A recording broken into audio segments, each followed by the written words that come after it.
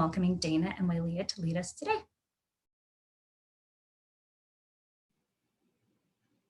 Hello, everyone. Thank you for having us. I'm Wailea Chase, and I can't see Dana, but she's here. Hi, I'm here. Hello, everybody. Good afternoon. It's nice to be with you all. We're good with going ahead and starting the slides, Jane, so we can bring up the agenda.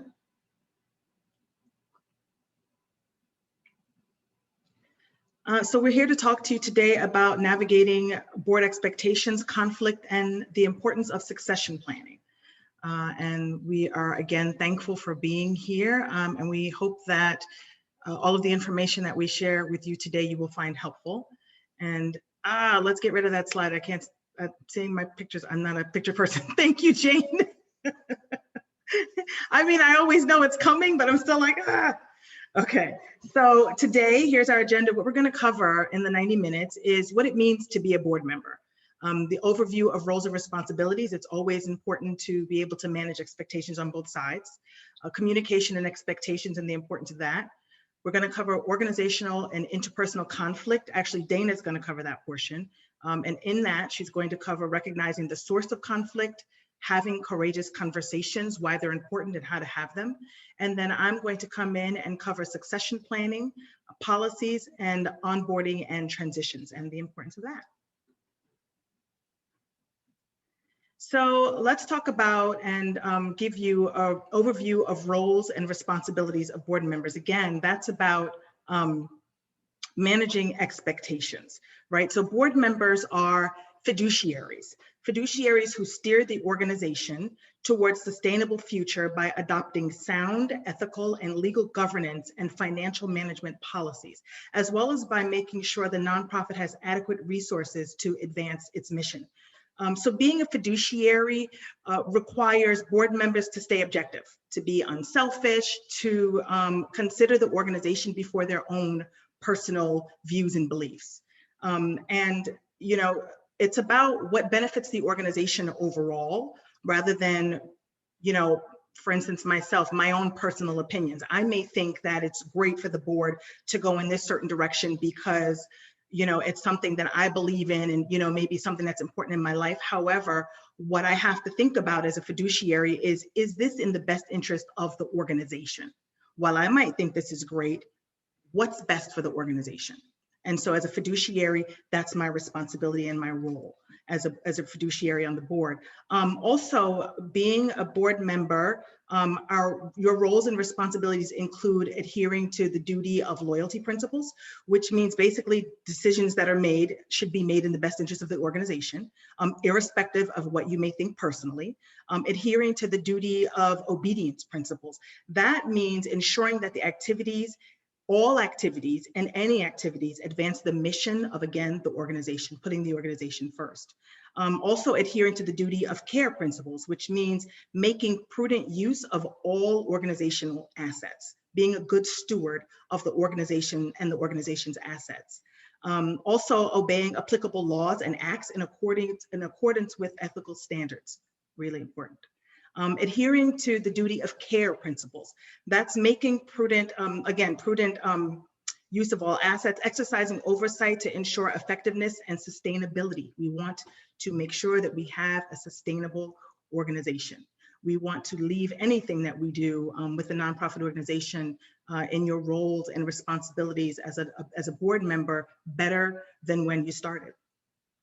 And then you want to select and evaluate, well, not you want to, it's your job to, as a board member, select and evaluate the executive director, creating and monitoring the strategic plan, monitoring programs and services, providing oversight of financials, key, very important. And in providing oversight of financials, you want to be familiar with the nonprofit's financials. You have to ask questions. No question is dumb, no question is too small. All questions are important and necessary. And if somebody's acting like your question is dumb and unimportant and unnecessary, then you wanna give them a little bit of a side eye, like why? So asking questions, fundraising. Fundraising is very important. Dana can tell you all about that as a certified fundraiser herself. Can we have the next slide, please, Jane?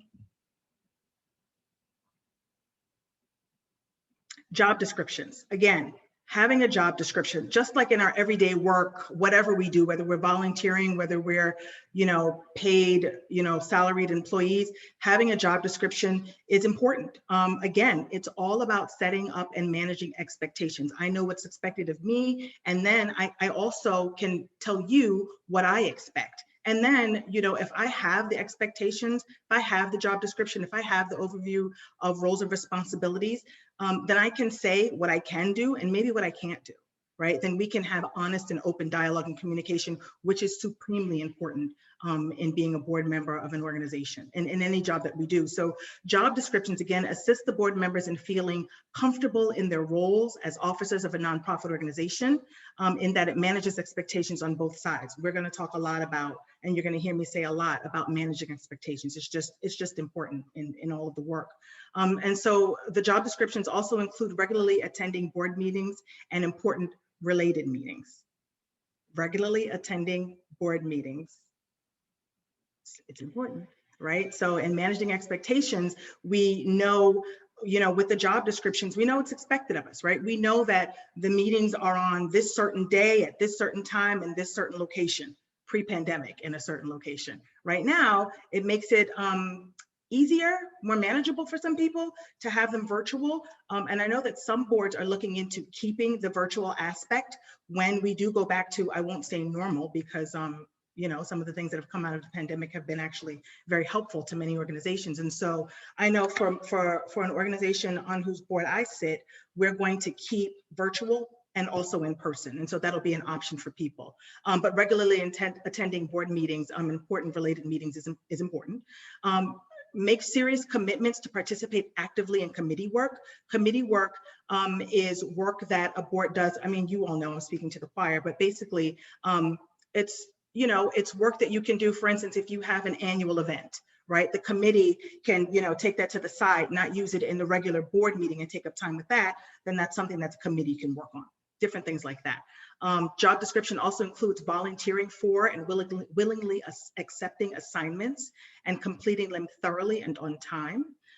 Job description also includes staying informed about committee matters, preparing yourselves to work well and to work cohesively in the committee, and reviewing comments and minutes on reports. Those are very helpful. And getting to know other committee members and building a collegial work relationship, which will give a great platform for consensus building. Can I have the next slide, please, Jane? Forgive me if I'm talking too fast. I'm going to try to slow down. I'm a native New Yorker and we talk fast, so I'm gonna do my best there. So the importance of term limits. Term limits are up there with, I would say, the top 5 things that a board wants to have in place. Term limits are very important. Setting term limits is a best practice of a board, right? I can't really read the slide. It's so tiny. I'm sorry for making it so tiny. But basically, the value of setting term limits provides an opportunity for the board and the organization to work with talented community members who can devote maybe sometimes only a few years at a time. Right? It makes it easier also to diversify your board. You want to have diversity of thought. You want to have the diversity of process. You want to have diversity in terms of, racial and ethnic demographics, right? And so it makes it easier. Having term limits makes it easier to diversify your board, which brings about new ideas and new perspectives to the board and decision-making process. That's really important. Setting term limits enables you to avoid stagnation, boredom, loss of commitment that can sometimes happen when board members have served too long, and also it mitigates the old adage of, we do this all the time. This is what we do all the time. Of course, this is what we're doing. It's what we do all the time. But setting term limits allows new blood to come in, if you will, and then you have that diversity of thought and activity and things like that, right? Because it's not necessarily the best practice to do the same thing all the time. Just because it's something that you've done all the time doesn't mean that it's necessarily the best thing to do or the best way to function. And I think that we can all agree that we know that in our everyday lives, in our working lives, in our familiar roles and things like that, doing the same thing all the time is not necessarily the best course of action. Setting term limits enables you to avoid the perpetual concentration of power within a small group of people and the intimidation of new members by that dominant group. When staggered, setting term limits provides a built-in balance of continuity and turnover, which are important. Setting term limits allows for rotation of committee assignments as well. It raises awareness of and provides opportunities to change and improve group dynamics. And we want improved and great group dynamics because, again, it leads to allowing you to better able reach consensus, because consensus of decision making is important. It provides a respectful and efficient mechanism for the exit of passive, ineffective, or troublesome board members, because those exist, if we're honest, right? It happens.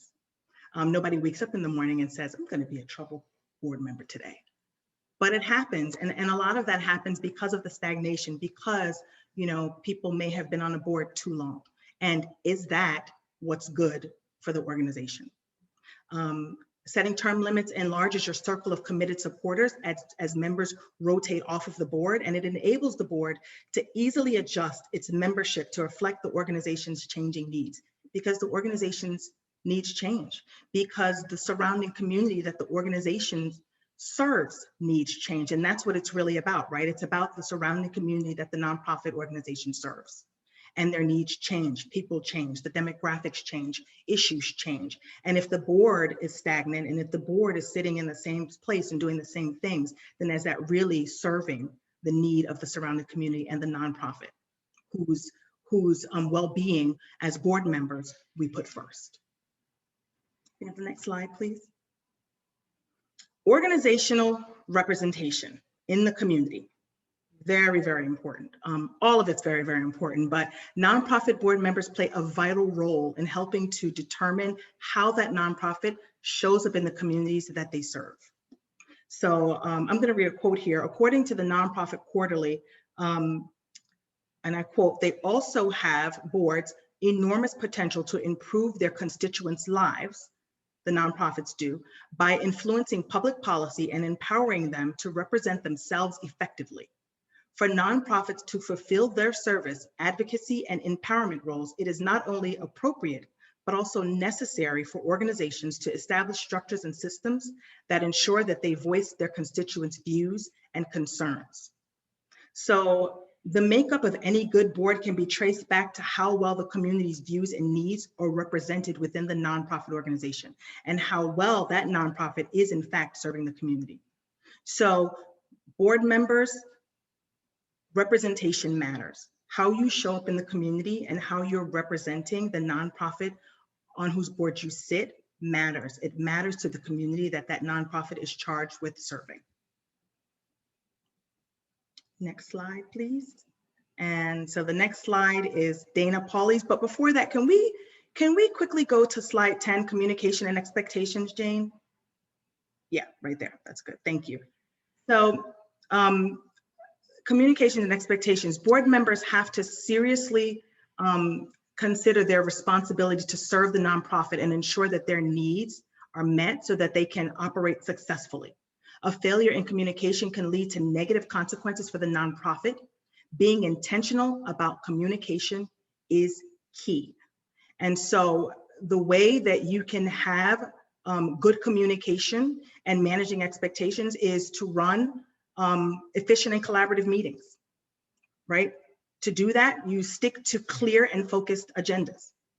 You have to maintain good boardroom dynamics. That goes back to the piece that I talked about earlier about how to build consensus. And Dana's going to talk, to you about conflict resolution and those important items. Record effective minutes, because sometimes you have to go back in the minutes. Sometimes we recollect things differently, and it's not because anyone has malintent.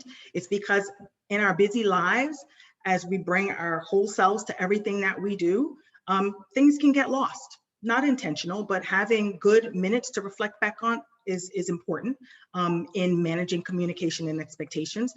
We want to encourage interaction outside of the boardroom.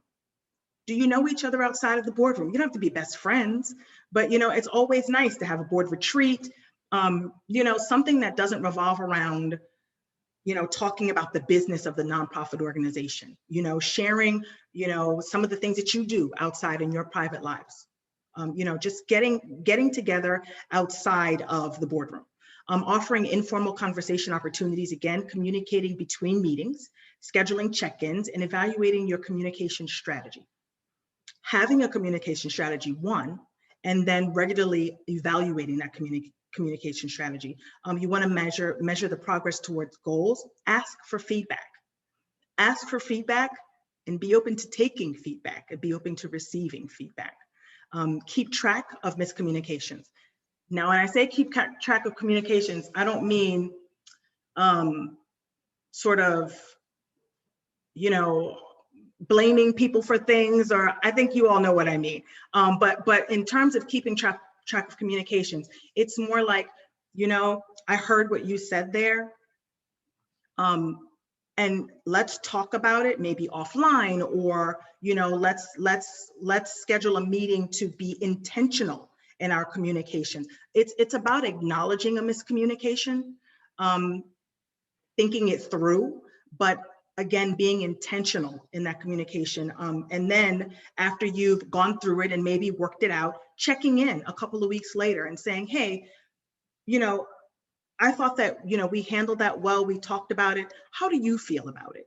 Are you still okay? Do you think that there's more follow-up that we need to do? Do you feel like your voice was heard?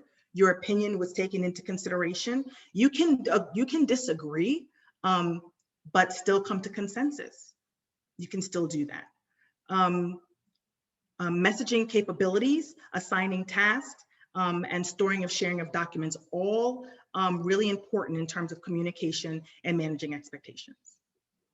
And now I'll turn it over to Dana. And she needs to go back one slide, Jane. Thanks. Thanks, Wailia, and thanks for saying that. I was just going to cue that we need to go back to the prior slide. So now that we've kind of talked about how putting clear expectations and boundaries into place can set a board up for success, we're going to now address the reality that we're all humans and conflict happens from time to time. So some of the ways that we see conflict show up amongst boards are power struggles, miscommunication, and differences of opinions, and those things happen all the time. We tend to think that conflicts are bad, and some conflicts make us want to shut down or avoid them. But when they're done right, when they're handled in an appropriate way, they can create and promote an aligned culture. Next slide, please. We can actually go back to the one before this. I have some other thoughts. Yes, that's the beauty of Wailia and I. We work so well together, and I know she talked a little bit about the importance of communications, but there are a few things that I want to reaffirm. You want to identify key issues that you might be grappling with. You want to set parameters about how your board should conduct itself as it's addressing conflict. Going back to having systems in place and things to think about are really important and set you up as you're starting to address issues that might come up. You want to make sure that you're focusing on an interest-based solution rather than a position-based solution. Don't start the conversation from the framework of, I feel this way, I think this way. You want to instead come from the point of, I'm interested in how we are approaching the budget for this year, and I'd like to have a conversation so that we can address topic 1, 2, and 3 and work towards a solution. Coming from the position of having a position, it's static and it's usually a binary demand, while an interest is flexible and allows you to address impact. Make sure that you're curious in the conversation and develop a common framework which will allow the board to manage rather than to avoid conflict. Next slide.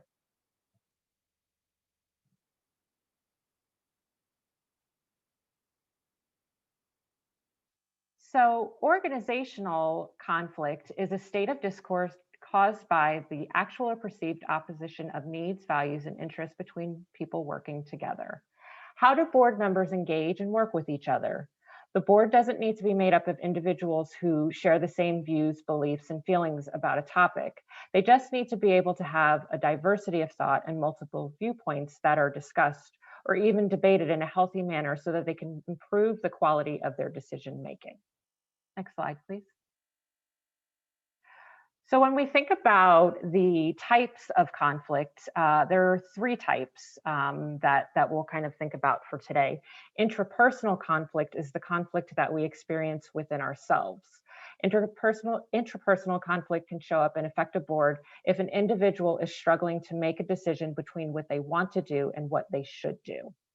Interpersonal conflict is conflict that involves two or more people. This conflict we tend to think of when everyone is aware of the tension, but that might not always be the case. You can have a situation where there are some people that are upset about something and there are other people who are completely unaware of what the conflict might be. The third conflict is intragroup conflict, and that conflict is conflict between members of a group. So intragroup conflict happens when there are multiple people with varying opinions, backgrounds, and experiences who are supposed to be working towards a common goal. You might also see this conflict when people have differences in their personalities or the style in which they communicate. Next slide. So each board, no matter what your makeup is, you're somewhere in your stage of group development. The definition talks about every group experiencing common stages of development. Each of these phases or stages are a typical part of the group's maturation process that can lead to building trust and achieving group goals. Most boards go through common stages of development, starting from the time that the board first comes together to the time that it coalesces.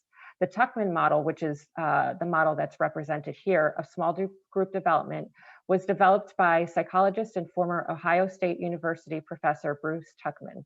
Operating at peak efficiency takes time, and boards that understand how groups evolve will likely be more productive in a quicker time manner. Next slide.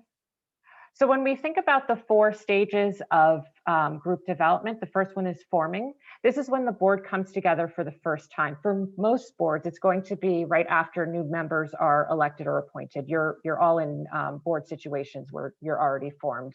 So when we're thinking about where this stage is most appropriate, it's any time that you're adding board members, or it could be when you have board members that reach the end of their term limit, because that's going to change the group dynamics. At this stage, the focus should be on building relationships, clarifying the mission or goals, and identifying the roles and responsibilities, some of those key items that Wailia talked about in the beginning of the presentation. The next stage is the storming stage, and this is when board members become assertive and begin to seek out their place or the status on the board. This can lead to disagreements, criticism, clashes, and conflicts. Differences of opinions can lead to frustration or even cause people to withdraw. Some boards don't move beyond this point, but those who do are stronger for it. The next stage, the norming stage, is when the board begins to come together and form an identity. Roles and responsibilities are confirmed, and the norms of behaviors are developed. Trust is starting to take place between board members.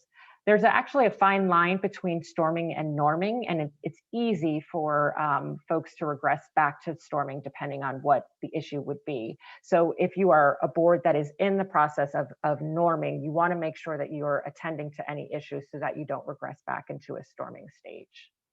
The performing stage is a fully coalesced board that is achieving its shared goals and delivering results. The board has evolved to the point where members can debate and accept constructive criticism without conflict. When the board is at its performing stage, it's able to integrate new members into the fold in an easier manner. It's important for boards to recognize and address problems that allow them to evolve more quickly. Some questions to consider as a board is what phase are you in right now? What is this phase offering you? What challenges are you experiencing in the phase that you're in?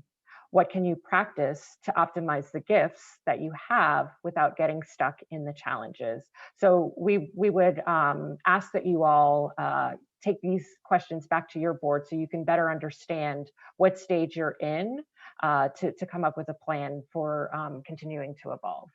Next slide, please.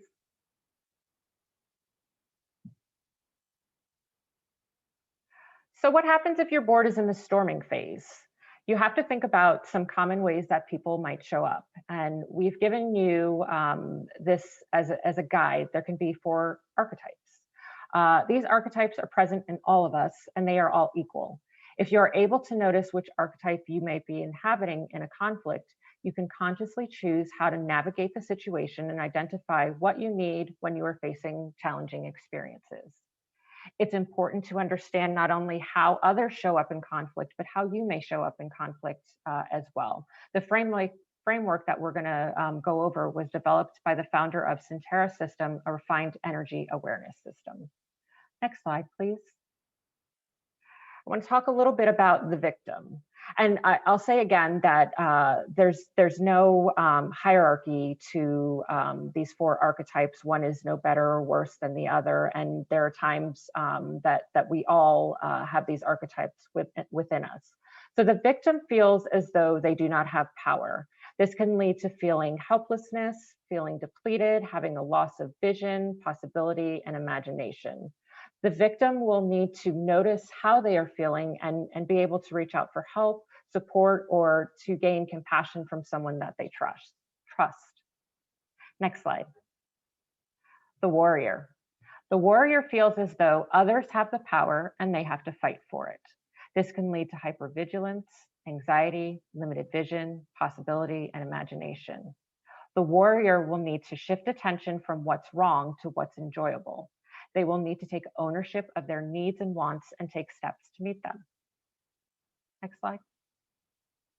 The leader/healer.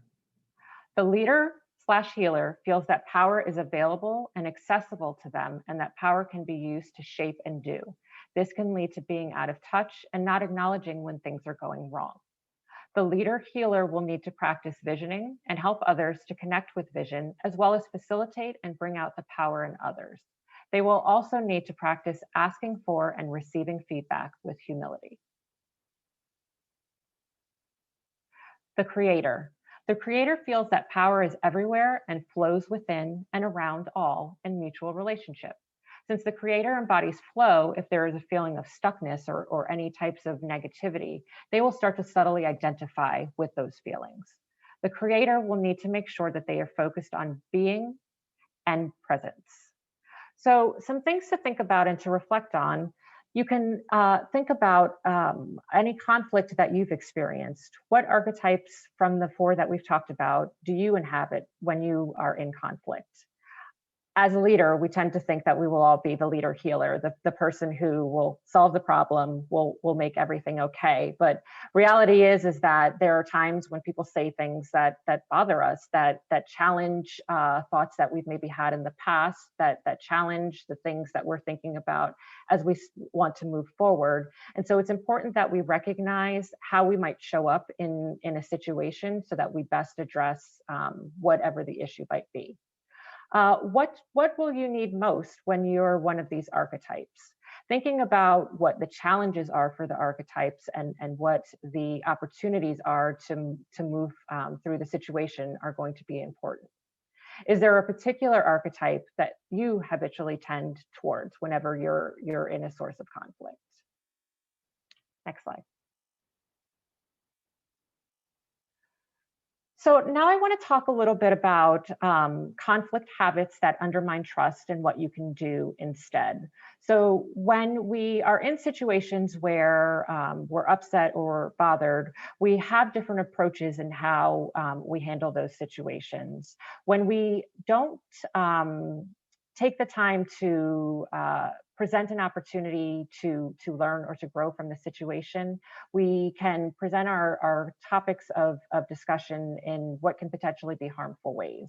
So we have already identified the archetypes that show up in conflict, but what about communication patterns? Relationship researcher John Gottman identified 4 ways of managing conflict that we can trust in the relationship, what he calls the 4 horsemen of the apocalypse. So when we undermine trust, we can tend to use personal criticism. These can show up as blame, attacking someone's character, or bullying. And instead, what we can do to generate trust is to affirm valid feelings and needs, using I statements to describe feelings and focusing on the behavior, not the person. Instead of saying, I know that what you were doing is mean, I know that you are trying to tell me that I am wrong, you turn that into, when you say to me that you disagree with my viewpoint, I feel like you are saying that I am misunderstanding the situation. So making those tweaks to how you present the issue can turn from attacking someone or making them feel that you're attacking them to affirming feelings and thoughts about the situation. We undermine trust when we use defensiveness, and that shows up as deflection or self-protection or justification. And instead, we can generate trust by practicing appreciation, expressing gratitude for positive actions, or taking responsibility for the impact of our own actions. We undermine trust when we use contempt, when we are demeaning, when we are disrespectful, when we are belittling, and can instead generate trust by taking responsibility, accepting the other person's descriptions of their experience, or acknowledging impact and apologizing, even if you feel that the intention or the impact was intentional. We can undermine trust by stonewalling. That shows up as giving the silent treatment or avoidance, and instead generate trust by soothing and creating boundaries, grounding and soothing the nervous system, or designing safety conditions so that feelings and requests can be expressed. Next slide, please.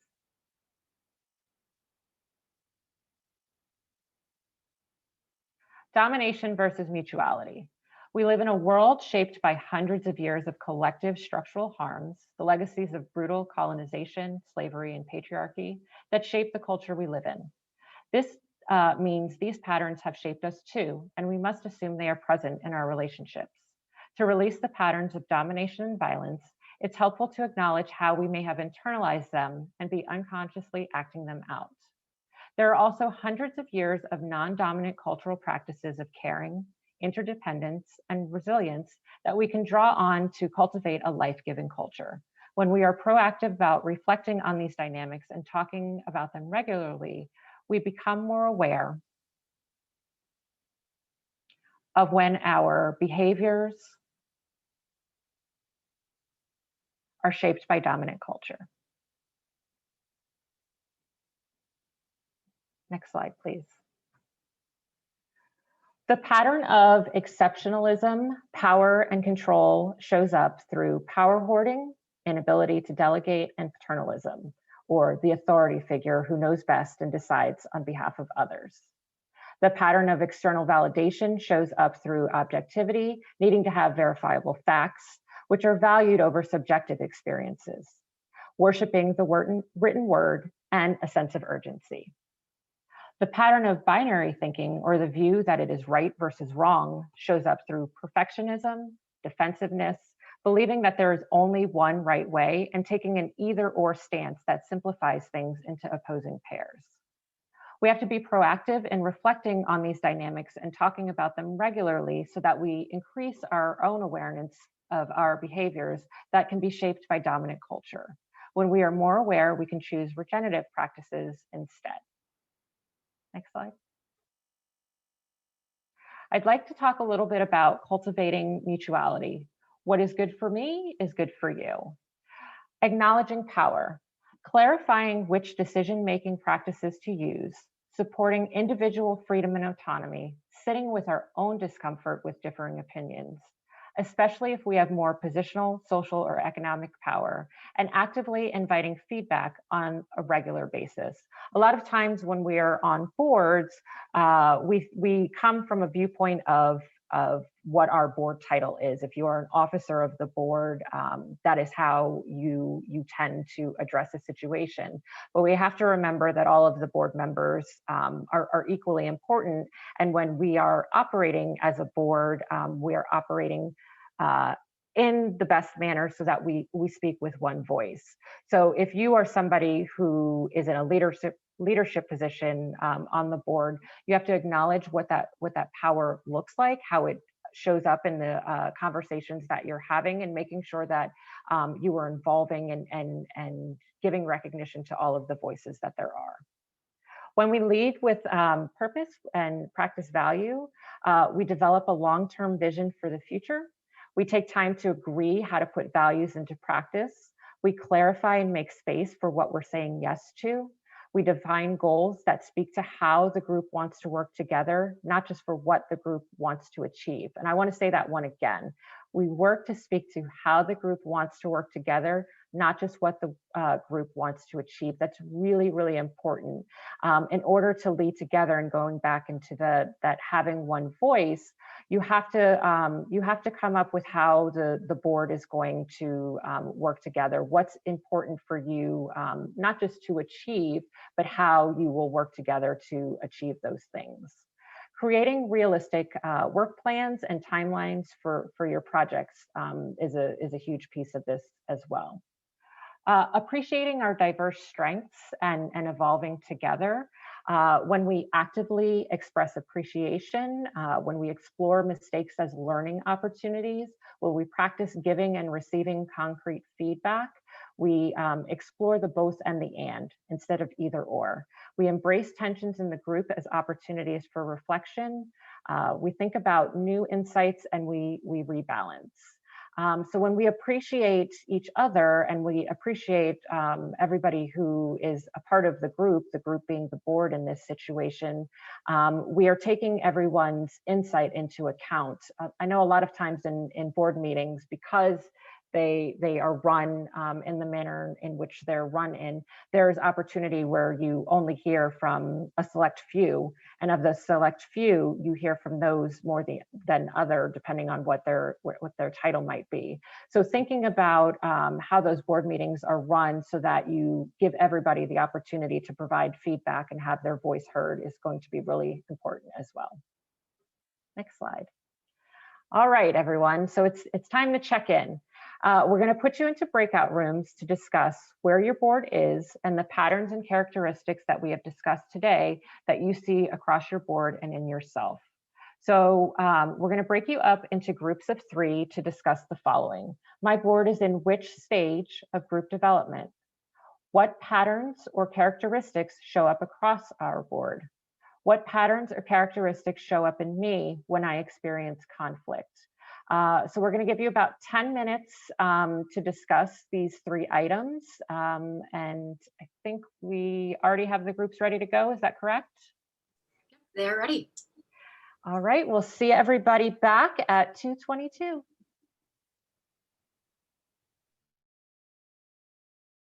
Wow. All right, so we're ready for the next slide.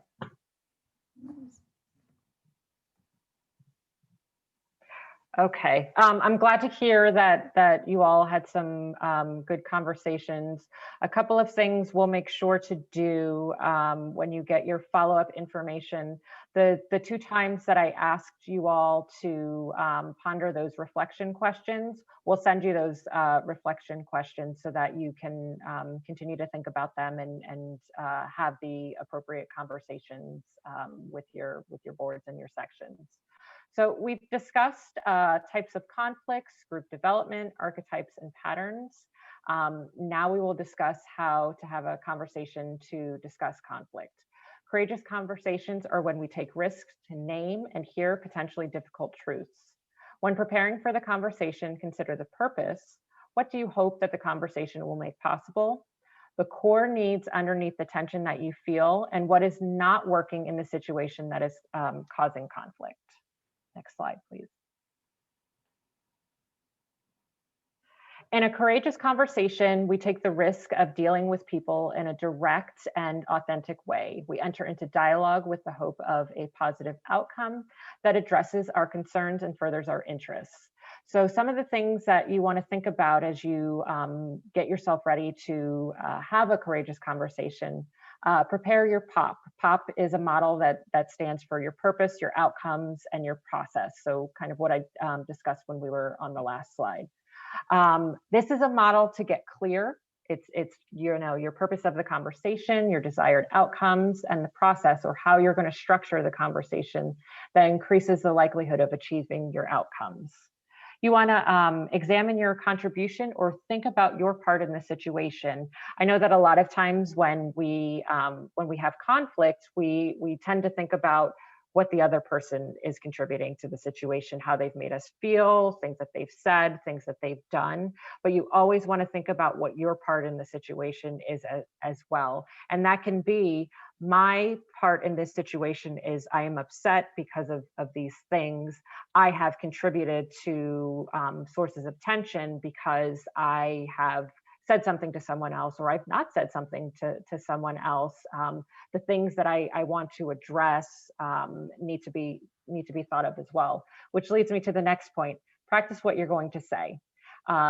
These conversations can be uncomfortable. And so it's nice when you take the time to think through, practice with somebody that you trust, practice in front of the mirror.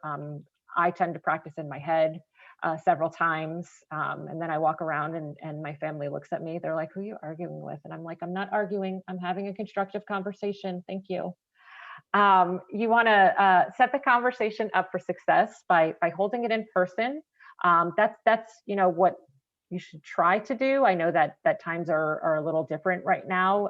If you're if you're not able to be in person, if you can do something via Zoom or whatever video chat opportunity you have, that would be great, versus trying to have it on the phone or via email, because when we're not able to understand what the other person is processing or thinking, we tend to make assumptions of how they're taking the situation. So being able to have that face-to-face is best when possible. You want to think about the timing of the conversation and the timing of the conversation. So the timing of the conversation in terms of the time of day, the time of the week or the month. If it's around, if you have an important thing that's coming up, maybe it's not best to have that conversation, then get through that project, get through that deadline, and then come back for your conversation.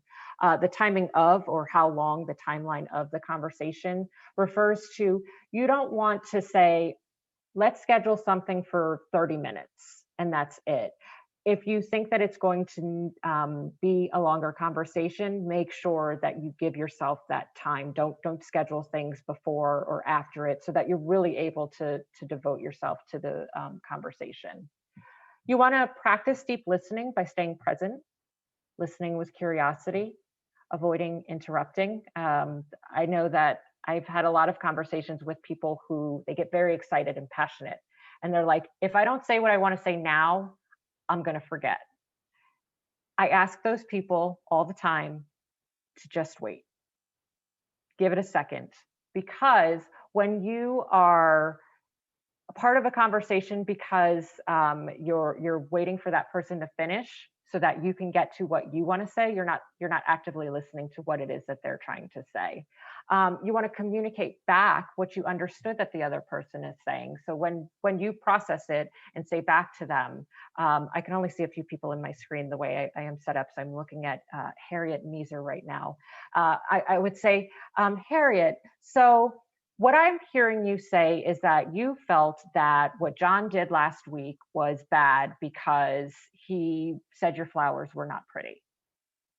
Obviously, your conversation is going to have more substance than that, but I just wanted to quickly tell you how you can stop and make sure that you're saying back to the person the things that you've heard.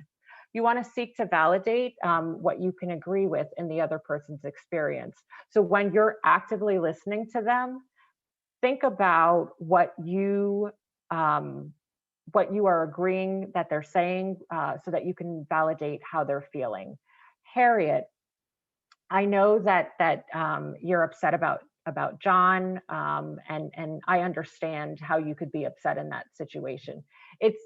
It's not that you have to fully agree with why Harriet is upset. It's that you're able to validate that someone else's feelings and response to the situation are true.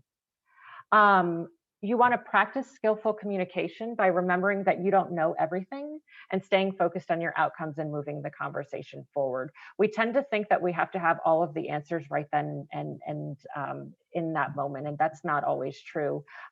There can be times where you need to pause, you need to say, you know, I'm not sure if I have all of the answers for that. So maybe we stop that part of the conversation right now and find another time to come back to it. Even when you've gone through all of the preparation for your conversation, you've practiced it, you've got your purpose and your outcomes and your process, there can still be breakdowns in communications. Unexpected issues can come up. Tension can come up and conflict. Somebody can say something to you that you weren't expecting to be part of the conversation. So whenever you have that breakdown, consider, what do you really want, and what does the other person really want out of the conversation? Focus on your areas of potential agreement versus the differences that you might be having. Get creative. And what I mean by get creative is, how do you turn the conversation back around? You thought I was going to say sing and dance. I know you did, but if that works for you, that's great. But just think about, oh, Jane and her jazz hands. I hope you all saw that. But think about, you know, how you can reframe the conversation and kind of bring it back to get it back on track. Switch perspectives. So instead of talking from your viewpoint, you know, it goes back to the active listening. Talk from their viewpoint. Don't give their opinion, but be able to talk back the things that you've heard and that you understand. Make sure that you're continuing to maintain that deep listening throughout the conversation, and slow the conversation down. A lot of times when we get upset or there's conflict, we tend to talk really fast, or we tend to try and keep pushing things forward. We don't always have to push things forward. It's okay to pause and say, all right, maybe we need to come back to this conversation after we've had some time to process. Maybe we need to think about taking a break from the conversation. Don't just leave and completely avoid. Come up with a time to revisit the conversation. And that actually brings me to the last point, ensuring good completion. So that happens when you're making sure that both sides feel that the agreements are clear, that you're double checking for your mutual alignment and satisfaction, and that you're clarifying if there are any next steps, depending on what the situation might be. If it's easy if it's something project related and you're having this source of tension. If you're having a conversation because maybe you're noticing that there are people who are really well intentioned, but they've given a lot of years of service to being on a board or being in a position, and you value all that they've achieved and accomplished, but you want to talk about, what does it look like if you transition how you're giving to the organization? What if instead of being on the board in the future, you decide to contribute by coming to events or being on a committee or serving in an advisory capacity? What are some of those things that could be next steps as you continue on in the conversation? Because really at the heart of what today is talking about is, what are the things we need to think about as board members so that we are getting what we need out of it as board members, that the board as a whole is operating in a way that there is cohesion and the ability to address issues and conflicts as they come up. Because you want while you're trying to achieve one voice, you are giving the space for diversity of thought to help get to that voice. And so it's okay if there are times when there are conversations where there is tension or there is conflict. But in thinking about, you know, your time on the board, having those conversations, going back to what we talked about a little bit about the term limits. Wylea is going to talk about that a little bit more when she goes into succession planning. But we tend to see questions from a lot of our clients and our partners about, you know, what does the lifespan of a board term look like? Typically, you know, we like to see 5 years as kind of, you know, best practice for how long someone stays on the board. And so you want to be able to have those conversations of, what does the span of your board term look like? because there are things that you want to do and accomplish while you're on the board. There are things that you're going to need to feel fulfilled while you're on the board. And if you are thinking about your board service related to how long you're on the board, it also allows you to think about, well, if I leave, who comes after me? Again, Wailia will talk about that a little bit later with the succession planning, but those are some of the things to think about, and what I thought would be a great topic as we talk about courageous conversations. Next slide, please. So now we're going to listen to Mel Robbins, and she's going to reaffirm what we've just discussed about having difficult or courageous or tough conversations.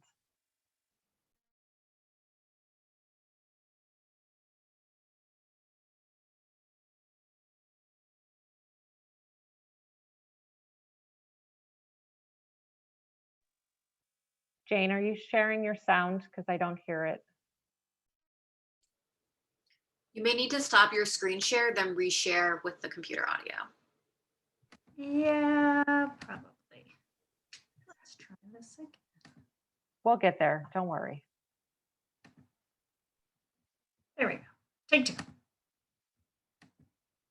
Stressful conversations are unavoidable in life, and in business, they can run the gamut from having to fire somebody, which is like the most gut-wrenching thing you will ever have to do, or admitting failure, that you really blew it, or another thing that you might have to do is deal with a customer who's really upset. How about a smoothie? What's in that? Smoothie's a juice drink. We want coffee. And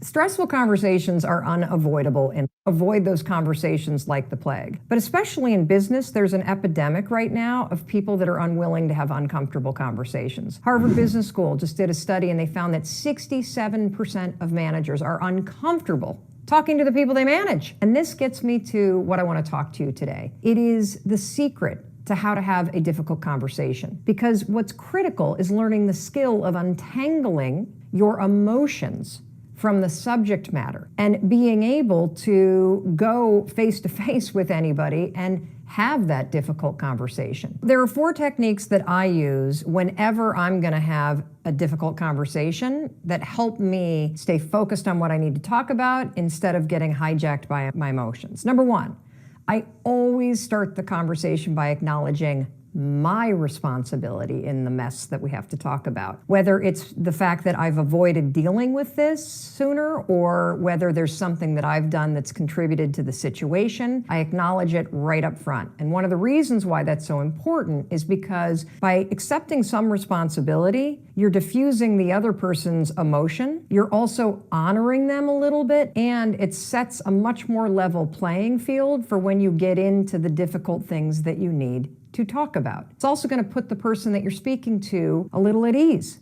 so they're going to be able to listen. Number 2, you want to have a goal. Never go into a difficult conversation without an outcome defined before you go into it.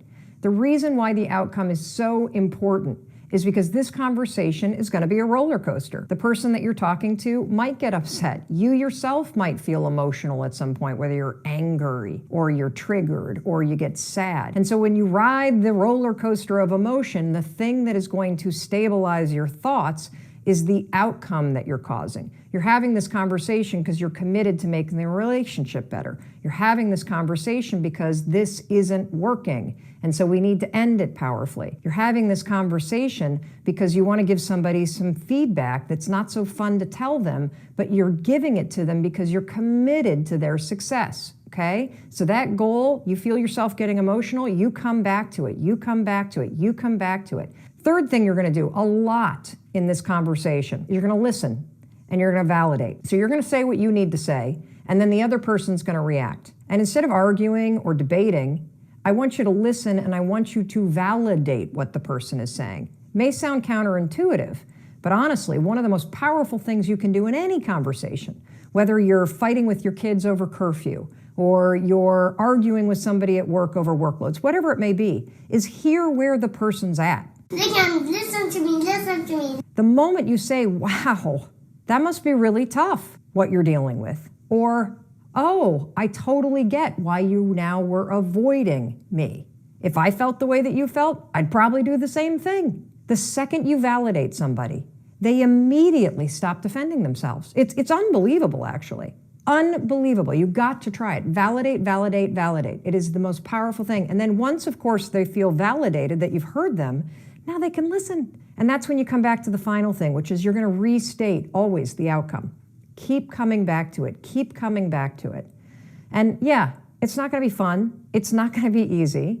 You're going to have all kinds of emotions come up because you've been avoiding this conversation. But I'm telling you right now, if you find the confidence and the courage to go and to start this thing, acknowledge your responsibility, have an outcome in mind, validate the other person, validate, validate, validate, and keep talking till you hit that outcome, you're going to be really, really amazed at how much easier these things become. And if you want to make it even easier on yourself, rehearse it with another friend first, somebody that's not involved in the situation. Because again, difficult conversations comes down to one important thing: the ability for you to separate your emotion about doing it from the things you actually need to talk about and the outcome that you want to cause.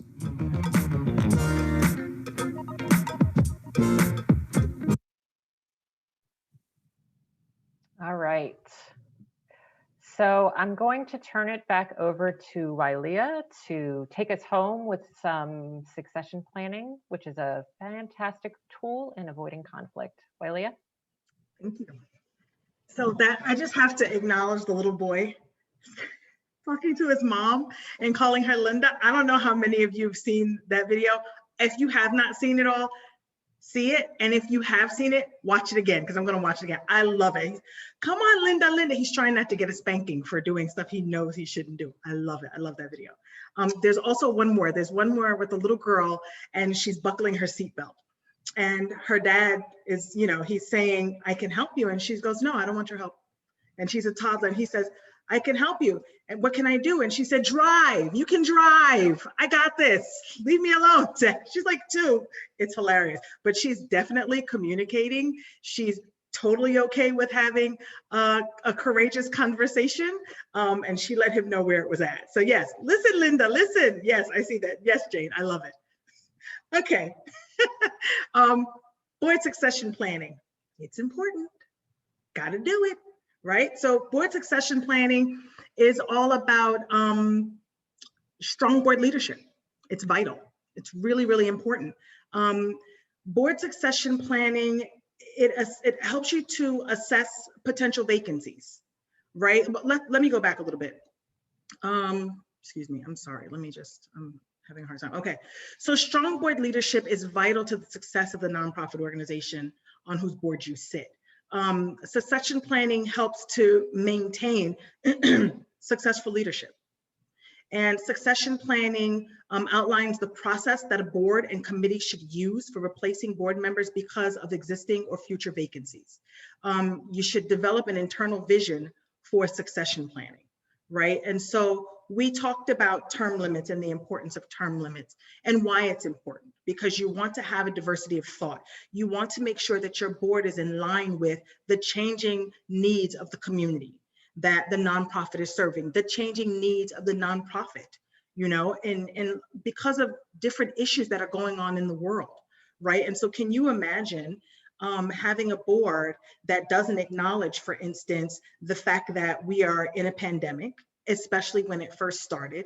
Can you imagine a board that is not cognizant of and moving to address the needs of the surrounding community that the nonprofit serves and who are or have suffered due to the pandemic, right? So that is not adhering to your fiduciary responsibilities, right? And it is not putting first the duty of care, adhering to the duty of care and loyalty and principles. That's not putting first the organization or the community that's being served, just to put it, you know, quite bluntly. And so succession planning allows for paying attention to the changes that are happening in our world, right? And that's going on in the nonprofit organization that you serve. So you want to assess potential vacancies, and you want to recruit new leaders from the outside of the nonprofit organization and the board, and from the inside, because there are people who are willing, able, and capable of stepping up, right? Because I know that, you know, people who sit on boards, especially people who sit on boards for a long time and maybe sometimes longer than they should, it's because you care about the work, you care about the organization. And maybe there's this part of you that thinks, nobody will be able to do it like me.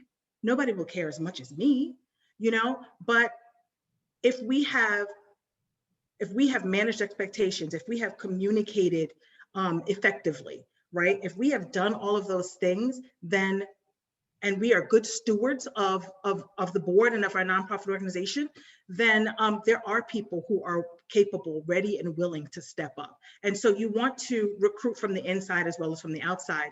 And you want to establish a process for onboarding and transitioning new nonprofit leaders. That's very, very important.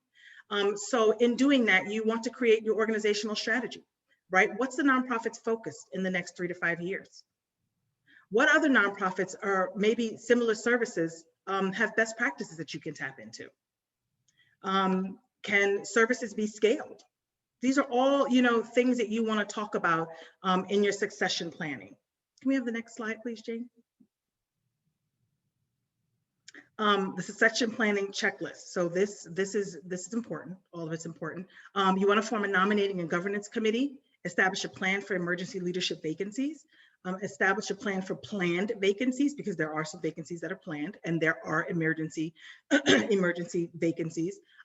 Develop a recruitment plan, again, for succession for leaders inside and outside.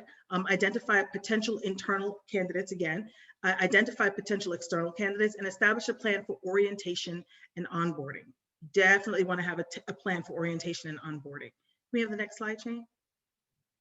So the onboarding and orientation checklist, and you all probably have one internally for your boards, but if you don't, it looks like, what's the program, you know, for the orientation? So we do a board match Montgomery program, Leadership Montgomery, where we match candidates, nonprofit board candidates, to a nonprofit board. And I won't go into how it's all done, but one of the things that we make sure of with the nonprofit is we check in with them and find out what their onboarding process is. Are you ready to receive new candidates for your board, right? Do you have a succession plan, right? Because we don't want to recommend or match candidates to a board who's not ready to receive them and who doesn't have a program and process in place to receive them. So, you know, a program that allows them to meet the members of the board, you know, to meet the executive director at minimum of the nonprofit on whose board that they'll serve, to hear directly from them about the history of the nonprofit organization, what their goals and missions are in the community,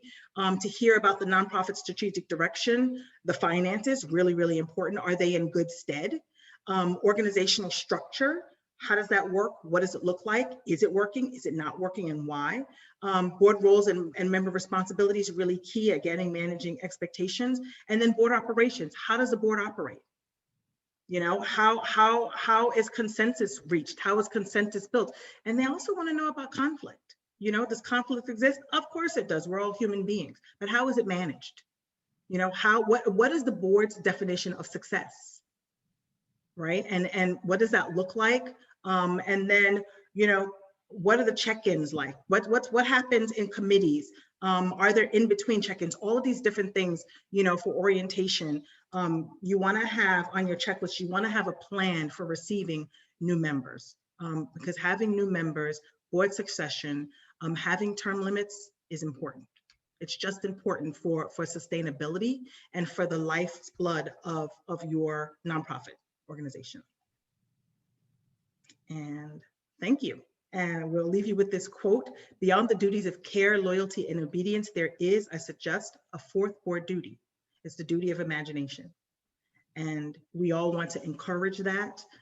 We all want to foster that, and we all want to support that for a successful board. Thank you. And we'd love to hear your questions. So fire away. Thanks, Ellen. No questions? Well, alrighty then. Does that mean that we did a fabulous job? Thank you, Jenny. They're speechless. That never happens. It looks like Sue is raising her hand. I'm trying to find out where the unmute is. We're working on the orientation for our board, which will happen in June, and we end up having not everybody who can come to one meeting. Is it kind of out of the realm of reality to have two different orientations and just put it together like that? And then, you know, we may or may not ever have all of these women in a room together, but we will have discussions and kind of try to direct them the same way. Will that work for them? So your board orientation process, in terms of if you do it as a group or if you do it on a one-on-one basis, that's completely up to you. You just want to make sure that the information that you're sharing is consistent, so that each new board member has the same expectations. And then say your second question again. I was just kind of thinking, if they may not all work as a cohesive group if they're never, you know, they're not really all together, but I guess I'm figuring that they'll kind of gravitate to the work group that they want to be on their committee, and they'll get to know those later, and then the other ones. So it is a realistic effort to do two orientations instead of just the one. And yes, and then if you have some sort of process as you are onboarding the new board members to understand what it is that they want to do, what committees they're interested in, what work groups they're in. Something that we use is every year we do a commitment form with each board member. So it talks about things like what events do you want to go to? How will you do your financial contribution? What committees do you want to work on? And that kind of serves as the roadmap for the board member for the year, so that you're able to reflect back if you have somebody who you're like, why aren't you going to these meetings? And they're like, I didn't know I was supposed to be going to these meetings. And you're like, your commitment form says that you're on this committee. So you kind of have something to make sure that you have that check-in with people. That does not mean that everything is the written word. I want to go back to my point earlier. So that doesn't mean that just because they've signed up for something that they definitely have to be on there, but it gives you something to work off of, Sue. great idea. Someone put a question. I have a question. Oh, that's my question, which had a typo in it, so I'll just ask it out loud. Okay. So many NCJW sections tend to be legacy organizations where we have women that come on our boards and they stay for very long periods of time. And then their daughters get involved and they just kind of pass it on a little bit. But it seems that there are some issues sometimes where, from a succession planning point of view, that people don't want to let go of their particular position or as chair of a program or a project because they've been doing it for so long. And how do we approach that in terms of talking about the fact that, I guess, in my opinion, that's not really healthy for the organization. And it can be extremely hard to have those conversations. You go ahead, Wiley, and then I'll jump in. Yeah, it's not. So of primary concern is that it's not healthy for the organization. And if that's the true goal, to do what is best and in the best interest of the organization, then that has to really be looked at. And then what's the agreement? You know, is there an annual agreement that's signed by the board members? If not, there should be. And the succession planning and the term limits and all those things should be clearly spelled out so that you can go back to that when you're having that difficult conversation, because it is difficult, you know? And so, you know, and again, you know, you have to trust that the people that are on the board have the same heart for the organization and for the board that you do. Right. And so, you know, what does it really look like if you're just holding on and not really trusting the people that are on your board to do and to care exactly the way you do? Maybe not exactly the way you do, because we're all different, but we all lend something necessary, you know, to a board. And so we really have to have a clear succession plan in place that you can point back to and say, hey, you know, we love having you here. This has been great, but maybe there are other ways that you can be involved, just not on the board right now, because we have to have, you know, we have to have new thought We have to have, you know, new blood here as our demographics, as the world, as things change. And so the only thing that I would add to that in thinking about, if you don't have that succession plan, it's the opportunity for those folks to be involved in creating that plan so that they understand what will come out of it at the end of it.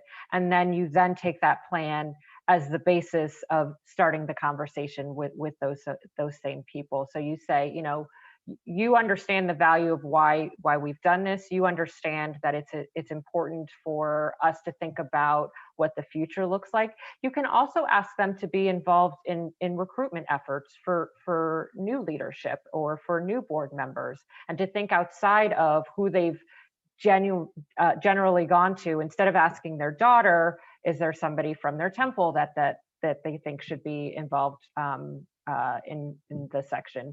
So changing how they are participating and transitioning them is an important piece of the succession plan as well. Yeah, and then also another important piece is that I've also had to tell board members that your board service is not something that is inheritable. Okay, can't leave that in your will. Can't do that. So we've gotten a couple of questions about agreements, and I know that Samantha put a link in for something earlier. Do you have, Samantha, do you have something that NCJW uses as a sample for board agreements? Not exactly what you're talking about. We have sample job descriptions, we have sample board norms, we have a sample board member profile survey that can help you identify the best fit for which committees and work groups your board members work on and help shape that agreement. But I don't think we have an agreement, at least on the national website. But we would love to add one. If you have an example from Leadership Montgomery, or if any sections on this call have one and you want to send it to national to share out, we would love to also have those samples as well. I already had on my list to send the reflection questions, and so I can just send that as well. And then there was a question about a model of process of mediating difficulties among board members. We'll send that as a follow-up item as well.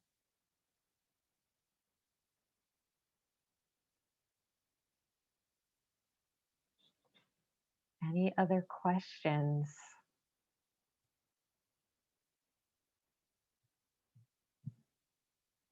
Yes, culture change is difficult for people, and it's hard. But when you acknowledge that it's hard and it's difficult, that's the first step. And we always talk about, you know, leading with gratitude, thanking people for what they've done, thanking people for their time, because they don't have to choose to volunteer for a board. And understanding that, we've talked about it a couple of times now, but for the most part, people's intentions are good. It's when you mix in the power and the murkiness along the way that just makes it hard. So being able to address whatever the issue is while acknowledging the person that's behind the conflict, I think is pretty important. We're at 3 o'clock. This was so much fun. Thank you for having us. We really appreciate it. So impressed with how much you were able to pack in really only under an hour and a half. So thank you so much for joining us today. And this really incredible information. I know I'm still sitting with, like, how do I show up in conflict? And I'm pretty sure I'm a warrior, but that's not necessarily what I want to be doing. So I know I'm taking so much away. And for those of you that are still on, if you want to share learning or an idea that you're walking away with today in the chat, we'd love to hear from all of you. Also, please take a moment to complete the survey that is now on your screen about today's webinar. Your feedback is so important as we plan future training sessions. And if you have any constructive feedback, please email Samantha at SWEIL@NCJW.